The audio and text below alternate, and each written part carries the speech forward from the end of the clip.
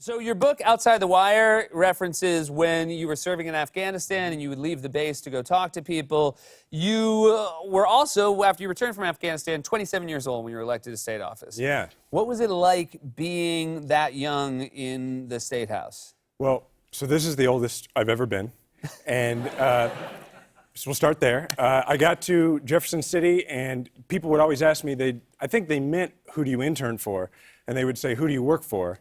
And I would say 35,000 Kansas Cityans. And, from there, every office I've ever run for, I've kind of been the young guy running for it. So I guess what was it like? I helped a lot of people with their smartphones, and, I explained Twitter. That's nice. Do you look back and say that was a terrible thing to do to old people? Explain Twitter? I didn't explain it to this guy. Yeah, okay. That ain't me. That on you. Right? That's not me.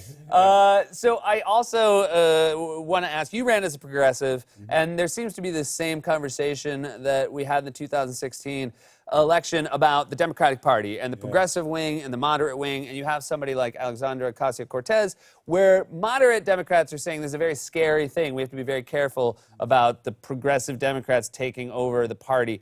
Where do you stand on that as a progressive yourself? So I actually think this is a totally false choice. What I write about in Outside the Wire is that it's really about going out and trying to convince people of things, and it has to be what you genuinely believe. Voters will forgive you for believing something they don't believe, as long as they know you really believe it, and you believe it because you care about them. When I was running for the Senate in 2016, I would be in Kansas City talking about equal pay at a Planned Parenthood event. And then I'd go to a rural area, and a couple hours later, and be a room full of middle-class men, and I would still talk about equal pay, but I would point out to them that if their wife is making less money than a man doing the same job, they both have less money to send their kid to college. So you win arguments by making arguments. You don't win arguments by trying to make people believe that you actually believe the same thing. You can't win an argument with your roommate that way, let alone the electorate. Right. You also believe a false choice that seems to be what Democrats are talking about right now is, do you choose to try to flip Trump voters to the Democratic Party, especially ones that were Democrats before he came on the scene, or do you just ignore them and try to get voters who haven't voted before?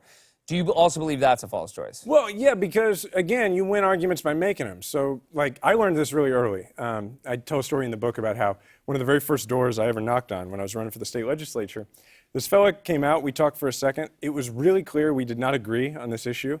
And I kind of panicked a little inside, and I started to do what I'd seen politicians on TV do. So I started trying to spin him, make him think we believe the same thing. And it wasn't working. And finally, I just was like, I got to get out of here. So I said, thanks. That's what I believe. I guess we disagree. And I go to walk off, and he's like, that's fair. I'll vote for you. You can put a sign in my yard.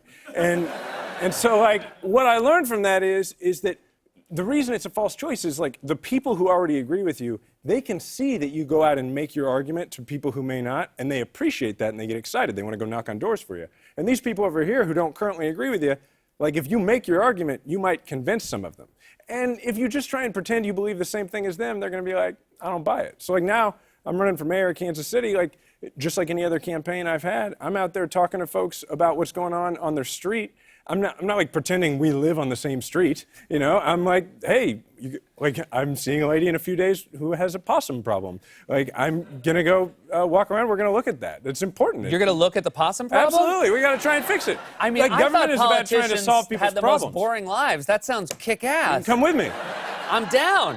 I'll bring my possum gloves. If you have some, I'd like to borrow. Okay, great. No, but we joke about it, but that's what, the best argument for progressive values is progress that people can see, And so in my town, we've had awesome progress, and I want to make sure everybody in town can see it and feel it. That's why I decided to run. You've always criticized the idea of money in politics, getting it out of politics, and when you were raising money, your opponent started doing this and bringing this to your rallies, your events. This was called the Candor Pander, and it was a guy in a panda suit, which is what I like to call a stretch. So was the Candor Pander something that you were aware of, and did you have to plan around it? Yeah, I thought it was hilarious. Yeah. I tell a story in the book how we had to have routes of ingress and egress to go around it, which is a military term that clearly no one here knows.